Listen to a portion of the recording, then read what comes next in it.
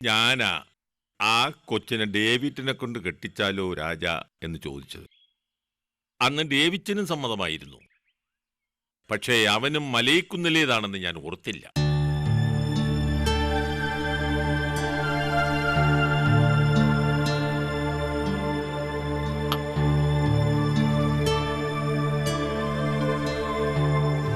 ഇപ്പോഴും പരാതി തന്നെയാ അല്ലയോ? പാവം കൊച്ച, അറിയാമല്ലോ. ഇപ്പൊ രാജന്റെ പേരും പറഞ്ഞ എന്നാ പറയാനാ? മലയിക്കുന്നിക്കാരുടെ തനി സ്വഭാവം കാണിപ്പെന്ന് ഓർത്തില്ല. ഇച്ചിരി നല്ലവനായിരുന്നില്ലേ? ആട്ടെ, ഇപ്പൊ എന്നതാ പ്രശ്നം? പ്രശ്നങ്ങൾ എന്താണെന്ന് പറഞ്ഞു തുടങ്ങിയ ഡേവിച്ചിനും കൈയൊഴിഞ്ഞു അപ്പച്ച. ഞാൻ കൂടെ നിർത്തിയിരിക്കുക. പക്ഷേ അവൾക്ക് എന്നെയും പേടിയാ. ഞാൻ അവളുടെ കുഞ്ഞിനെ നശിപ്പിക്കുമെന്നും പറഞ്ഞ് ഇങ്ങോട്ടെങ്കിലും ഇറങ്ങിപ്പോകാനിരിക്കുക ആ പെണ്ണ്. എന്ത് ചെയ്യണമെന്ന് ഒരെത്തും പിടിയും കിട്ടുന്നില്ല. ആത്മഹത്യ ചെയ്യില്ലെന്നൊക്കെയാ പറയുന്നത്. ആ പറച്ചിലിൽ തന്നെ ഉണ്ടല്ലോ.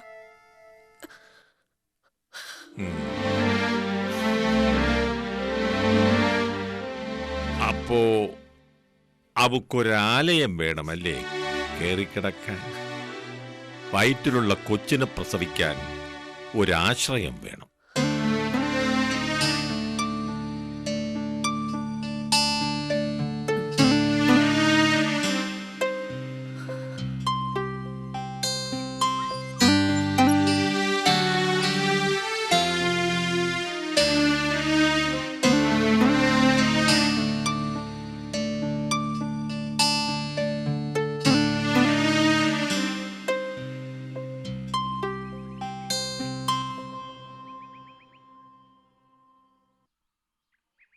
മോളെ,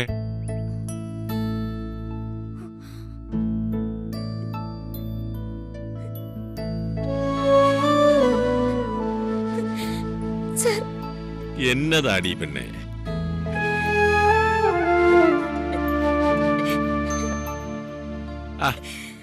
കരയണ്ട. ആ സൂപ്പർ മാർക്കറ്റിൽ നിന്ന് വിളിച്ചോണ്ട് വന്നതേ ജീവിക്കാനാ, സധൈര്യം ജീവിക്കാനാ. അല്ലാതെ ആത്മഹത്യ എന്നൊക്കെ ചിന്തിച്ചാലോ? സാറല്ല, അപ്പച്ചൻ, സ്വന്തം അപ്പച്ചൻ. തത്തമ്മേ, ഞാൻ ഇവിടെ അങ്ങ് കൊണ്ടുപോകുക.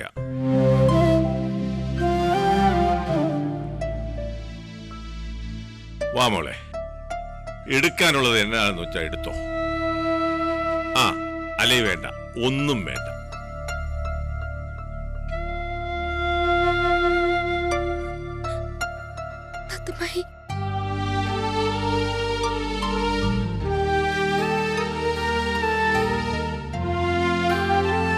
ഇതാ നിനക്ക് നല്ലത്. നിന്റെ മനസ്സിനും ഒരു സുരക്ഷിതത്വം ഉണ്ടല്ലോ അവിടെ. അത് മതി.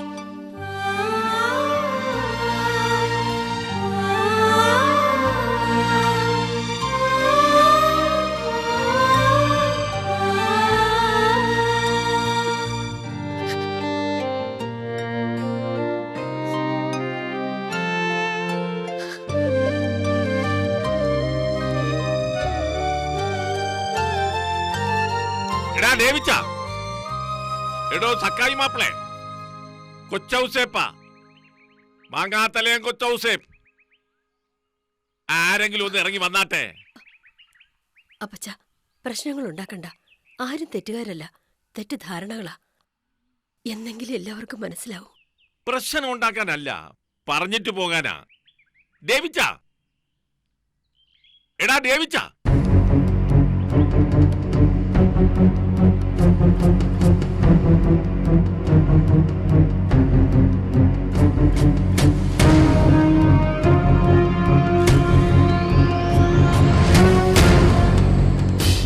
ഞാനല്ലയോ ഇവളെ നിന്റെ കയ്യിൽ ഏൽപ്പിച്ചത്. അതുപോലെ തന്നെ ഞാൻ ഇവളെ തിരിച്ചു കൊണ്ടുപോവുക. ഇയാൾക്ക് തന്നെ അതിന് അർഹത.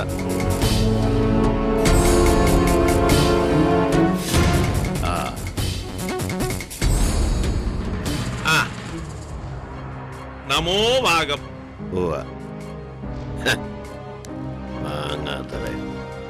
എന്റെ ചെറുക്കനെ മാന്യ മഹാജനങ്ങളൊക്കെ ചേർന്ന് തേങ്ങാ വെട്ടുന്ന ഒരു പണി ഏൽപ്പിച്ചില്ലേ?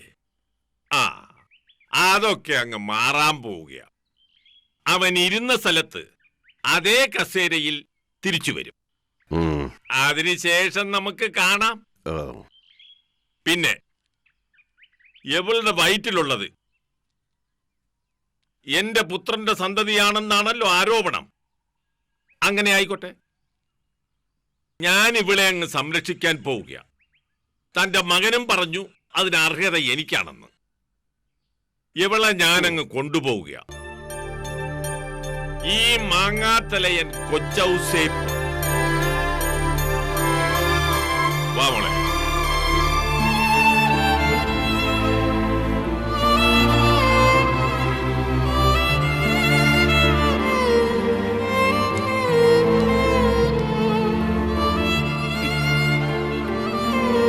വാ മോളെ.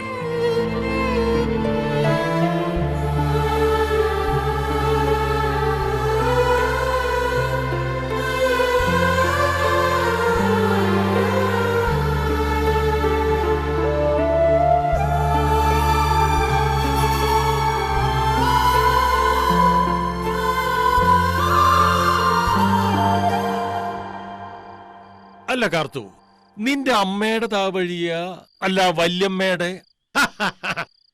രണ്ടുപേരും ചേച്ചി അനിയത്തിയാണല്ലോ. എന്റെ കാർത്തു, നിനക്ക് ഉറക്കം വരുന്നില്ലേ? എന്തൊരു തേപ്പാ ഇത്!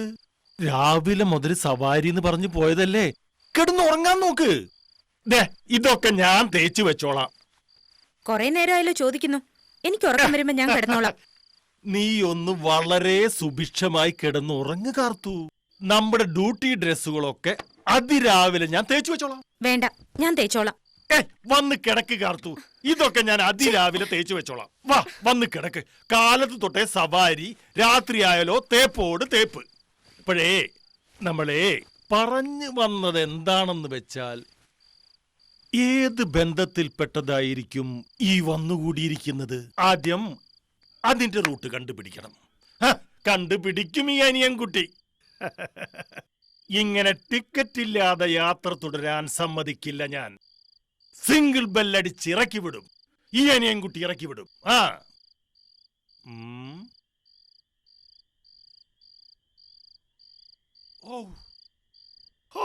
എന്താ ഒരു ഉഷ്ണം! ഉഷ്ണം ഉഷ്ണേന ശാന്തി.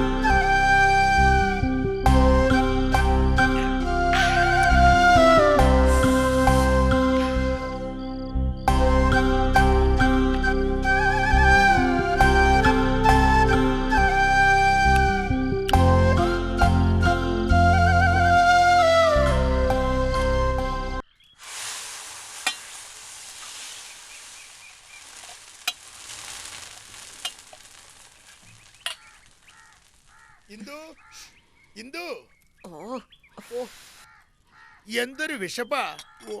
ഇന്നും നേരത്തെ നടയടച്ചോ? നമുക്ക് ഇനി റിയൽ എസ്റ്റേറ്റേ രക്ഷയുള്ളൂ. വിശ്വനാഥ മേനോന്റെ 1.5 ഏക്കറിന് ആരെങ്കിലും വന്നു കാണുമല്ലേ? ഓ, അവർക്ക് എന്തെങ്കിലും കൊടുത്തോ? ഗർഭിണിയായിരിക്കുന്ന കുട്ടിയല്ലേ, ചെന്ന് വിളിക്കണമില്ലെങ്കിൽ വരില്ല. കൊണ്ടുപോവാ. കൊണ്ടുപോവാന്നു.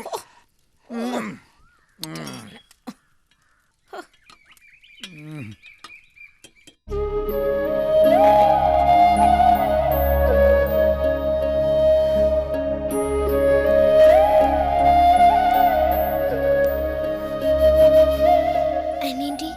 വിശക്കുന്നുണ്ടോ?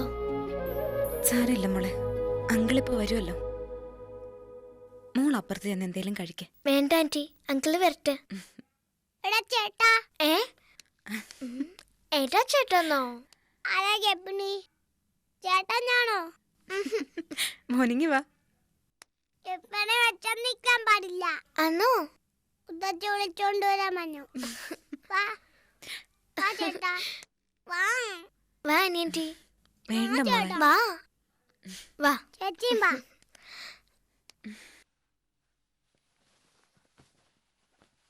വാ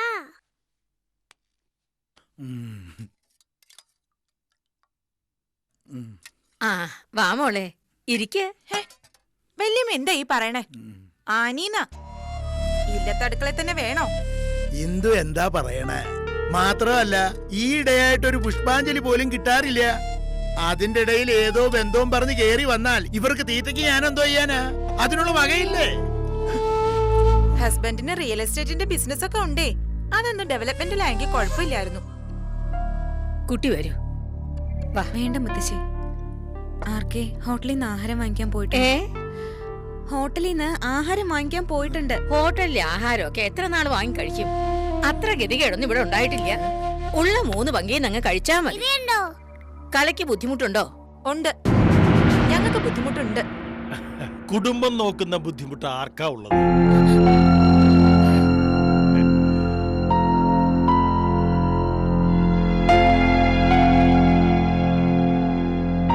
കാര്യം വണ്ടിക്ക് സ്റ്റെപ്പിനി അടക്കം 7 ചക്രമുണ്ട്.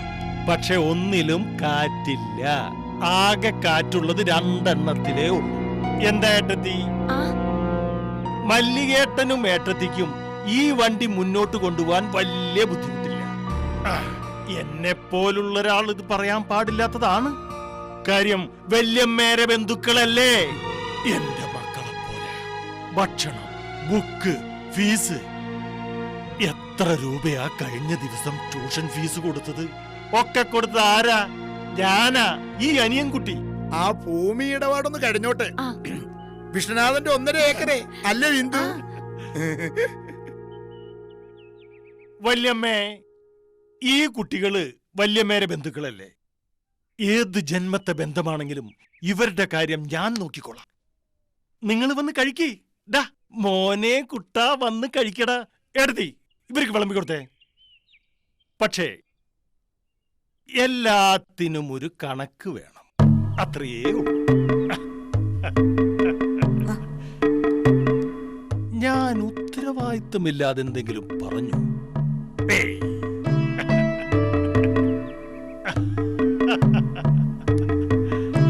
വെറുതെ പറയുന്നതാ. വല്യമ്മയുടെ ഒരു സമാധാനത്തിന് ആ 3 എണ്ണത്തിനെയും ഇവിടെ നിന്ന് പൊക്കിയെടുക്കാനുള്ള ക്രെയിൻ അന്വേഷിക്കാൻ ഞാൻ. പൊക്കിയെടുത്ത് ഏതെങ്കിലും ഡിപ്പോയിൽ തള്ളും ഞാൻ. നോക്കിക്കോ. അങ്ങനെ വരട്ടെ, അങ്ങനെ വരട്ടെ. അനികുട്ടി, ഞാനങ്ങ് പേടിച്ചു. ഏട്ടത്തി 2 അപ്പം കൂടി ഇട്ടു. തരട്ടെ.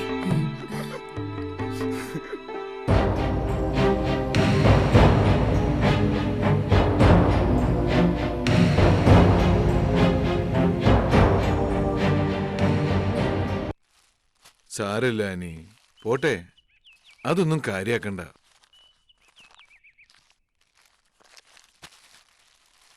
അങ്കിൾ, എന്തൊക്കെ സഹിക്കേണ്ടി വന്നാലും നമ്മൾ ഇവിടുന്ന് പോവാൻ പാടില്ല. ഹലോ. ഈ വീട്ടിലെ സാമ്പത്തിക ഇടപാടുകളൊക്കെ നോക്കുന്നത് ഞാനാ. എന്റെ ഭാര്യയെ ആദ്യം ഓട്ടോ ഓടിപ്പിക്കാൻ പഠിപ്പിച്ചതും ഈ ഞാനാ. ഈ ഓട്ടോ വാങ്ങിച്ചതൊക്കെ ഈ കുടുംബം കട്ടപ്പുറത്താകാതിരിക്കാൻ വേണ്ടിയാ. വല്യമ്മയുടെ ബന്ധുക്കൾ എന്റെയും ബന്ധുക്കളാ. നിങ്ങളെ ഞാൻ സംരക്ഷിക്കും. ഞാൻ നന്മയുള്ളവനാ, വളരെ നല്ലൊരു മനുഷ്യൻ. വല്യമ്മോട് ചോദിച്ചാ മതി. ഞാനൊരു ആർക്കിടെക്റ്റാ.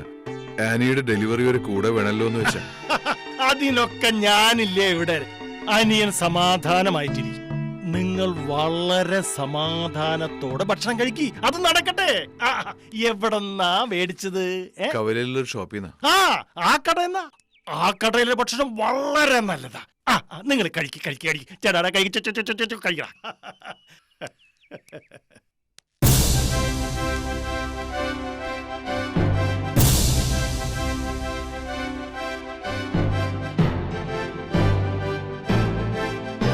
എന്താ ഒരു ചൂട്! ഉഷ്ണം ഉഷ്ണേന ശാന്തി.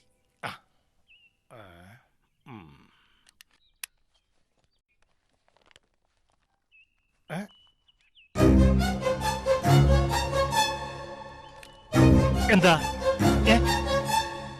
കൂടുതലൊന്നുമില്ല. കുപ്പി, ബാഗ് എല്ലാരോടും പറയും ഞാൻ.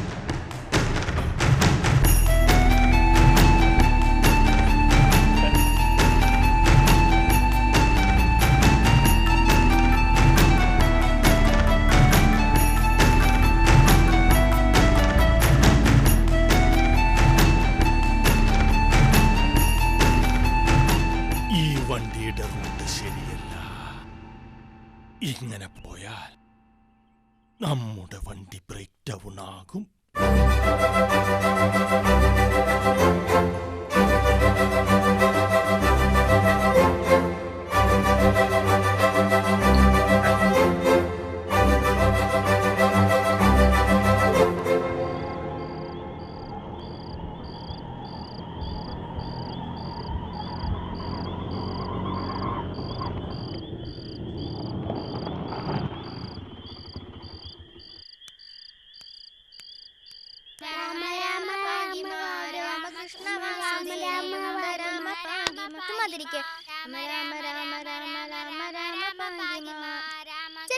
കണ്ടോ ഇത്? മണിക്കുട്ടൻ നാമം ജപിക്കാൻ സമ്മതിക്കുന്നില്ല.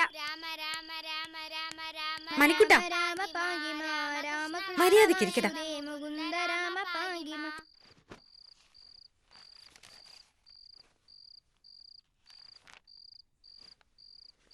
ഇവിടുത്തെ ഒരു പ്രത്യേക സിറ്റുവേഷൻ തന്നെയാ അല്ലേ ആനി? ഡെലിവറി ഡേറ്റ് കഴിയട്ടെ, ഒരു ലോണിന് പറഞ്ഞിട്ടുണ്ട്. ആർക്കയുടെ വിശ്വാസങ്ങൾക്ക് എന്നും ഒപ്പം നിൽക്കണ്ടേ ഞാൻ? എല്ലാം നല്ലതിനായിരിക്കും. എനിക്ക് വിഷമമില്ല ആർക്കെ.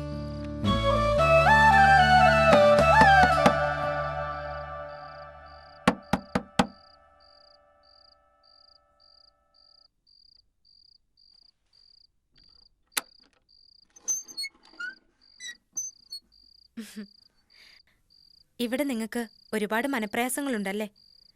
ഒന്നും കാര്യമാക്കണ്ട. എന്താവശ്യം വന്നാലും എന്നോട് പറഞ്ഞാൽ മതി. അത്യാവശ്യം വരുമാനമുള്ള ആളാ ഞാൻ. ബന്ധങ്ങളും കടപ്പാടുകളും ജന്മങ്ങൾ കൊണ്ട് തീരുന്നില്ല. അതല്ലേ ഇപ്പം മനസ്സിലാവുന്നേ? ഏതെങ്കിലും തായ്വഴിയില് ഒരു പെങ്ങളായിരിക്കും ഞാൻ. എന്നെ അങ്ങനെ കണ്ടാ മതി. ഒന്നിനും പേടിക്കണ്ട. ആരെന്ത് പറഞ്ഞാലും വിഷമിക്കണ്ട. ഞാനുണ്ട് നിങ്ങളുടെ കൂടെ. രാമൻ ജോലിക്ക് വേണേ പൊക്കോളൂ. മൊബൈലുണ്ട്. എന്താവശ്യം വന്നാലും വിളിച്ചാൽ മതി. ഞാൻ കവലേ കാണും. എന്നാ എന്നോട് ഡെലിവറി ഡേറ്റ് പറഞ്ഞിരിക്കുന്നത്? 15-നുള്ളിൽ അഡ്മിറ്റ് ആവണമെന്നാ ഡോക്ടർ പറഞ്ഞിരിക്കുന്നത്.